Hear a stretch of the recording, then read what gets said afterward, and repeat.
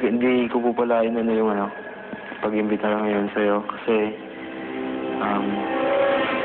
baka po hindi maging maganda ang kalabasan ng pagkikita natin ngayon kung sakali na napagpasya ko kung sa susunod na pagkakataon na lang po. Pag 100% na handa na akong magpatawad sa'yo. Handa na akong makita ka. Hindi po siya angkop dun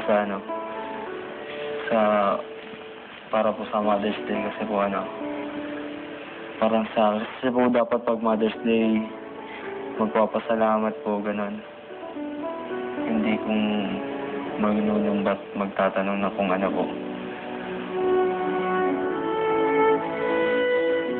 Belated happy birthday, tsaka ingat ka na lang po lagi.